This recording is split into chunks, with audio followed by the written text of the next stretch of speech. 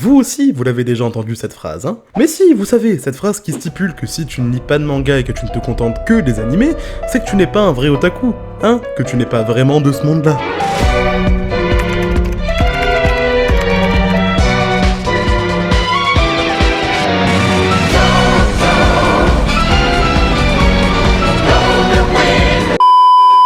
Je vous invite donc, messieurs dames, à bien boucler votre ceinture, car comme la vidéo sur le Dark Sasuke, nous partons tout droit en direction du déclichage de clichés. Ouais, ça va, hein? Je suis pas le seul à inventer des mots. Bref, bonjour ou bonsoir à vous tous, j'espère que vous allez bien, parce que moi, ça baigne. Allez, je balance le générique.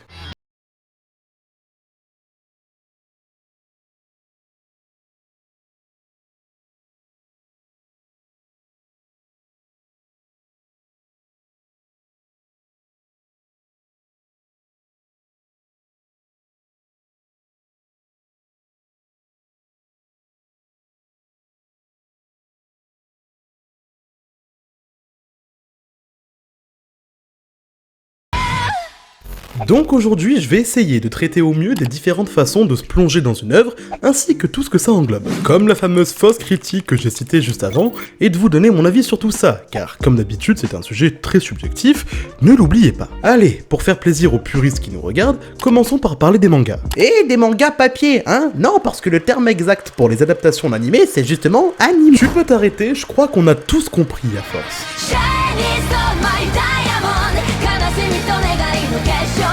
Découvrir une œuvre en manga nous offre effectivement des choses en plus que si nous le faisions en animé. Bon, déjà pour la plupart des cas, les animés sont l'adaptation des mangas. Donc les gens s'intéressant au manga se lanceront dans l'œuvre avant les personnes qui la découvriront en animé, et en seront déjà bien plus loin dans l'histoire. Vous me direz, c'est logique, mais attendez. Tout ça va donc procurer aux lecteurs des mangas un kiff total quand ils verront les personnages de leurs œuvres préférées prendre vie dans l'animé. Et là pour le coup je peux attester parce que c'est exactement ce qui s'est passé pour moi avec Naruto. Oui, j'ai découvert Naruto en manga et pas en animé alors que je suis un 2000, et alors? Si on ponce encore plus ce point-là, on pourrait dire qu'effectivement, le fait de lire un manga et regarder chaque case de celui-ci ferait travailler notre imagination et notre interprétation de ce qu'on a sous les yeux. Et on pourrait même aller jusqu'à dire qu'en fonction de tout ça, on pourrait tout autant ressentir d'émotions devant une case ou une bulle de texte que face au même moment en animé. Mais ça, je pense que c'est réellement en fonction des personnes, hein, parce que je me rappelle pas avoir ressenti ça une seule fois dans ma courte carrière de lecteur, alors qu'en parlant avec mon frérot Anto-sama qui lui est un gros lecteur,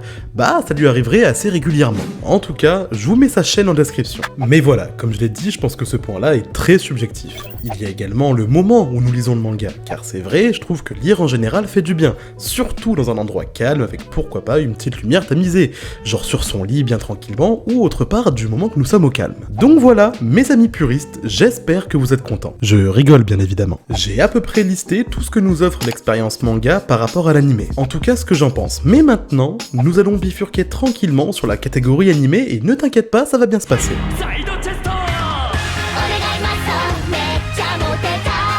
Alors qu'est-ce que les animés nous apportent de plus que les mangas selon moi? Eh bah c'est pas bien compliqué. Le sens premier d'une adaptation animée est selon moi de sublimer l'œuvre papier telle qu'elle ne l'est déjà. Personnellement, l'immersion quand je lis un manga et quand je le regarde en animé n'est absolument pas la même. Certains diront que c'est logique, et ils auront raison. L'apport des doubleurs...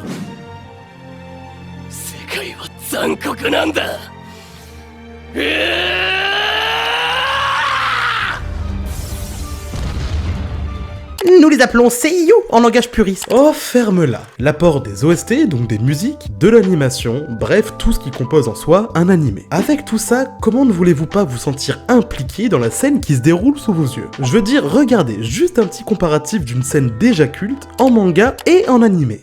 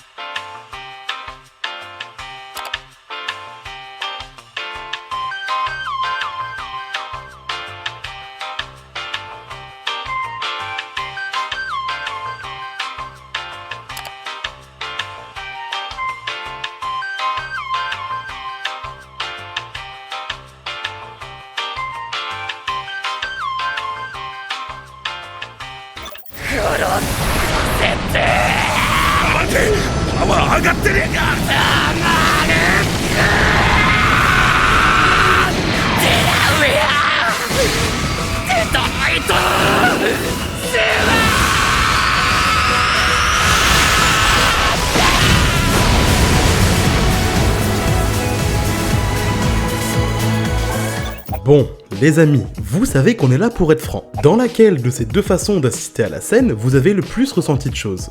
J'attends.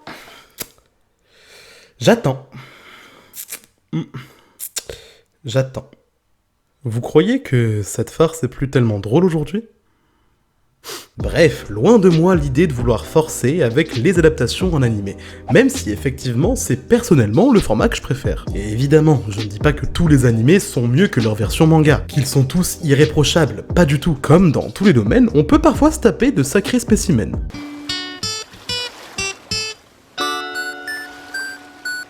Ça serait compliqué de s'étendre plus loin sur le sujet que ce que j'ai déjà pu vous dire, tant ce que nous offre l'animé en plus du manga est, on va dire, logique. Je veux dire, c'était pas non plus hyper compliqué à deviner, hein. Musique, doublage et animation qui permettent en tout point d'améliorer le rythme et l'immersion. Donc sur ce, allons sur la conclusion.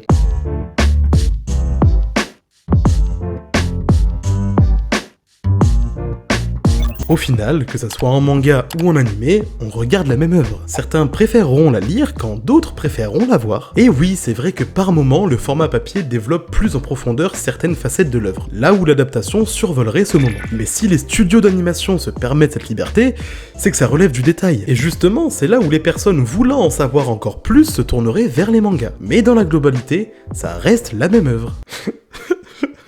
On aime les mêmes choses, putain. Alors s'il vous plaît, arrêtez avec vos vieilles rivalités manga-animé. Les uns ne sont pas plus des vrais que les autres. Tout n'est que question de façon de faire, et c'est tout. Messieurs et mesdames et messieurs, j'espère que vous avez passé un bon moment. Si c'est le cas, vous pouvez me laisser un petit pouce bleu sous la vidéo et vous abonner si le cœur vous en dit, en tout cas, ça me ferait très plaisir. N'oubliez pas qu'on est reparti pour au moins une vidéo tous les dimanches à 10 h, et encore merci d'être toujours là, après ce petit été d'absence. Passez tous et toutes une bonne journée, à bientôt. Non, pas celle-là.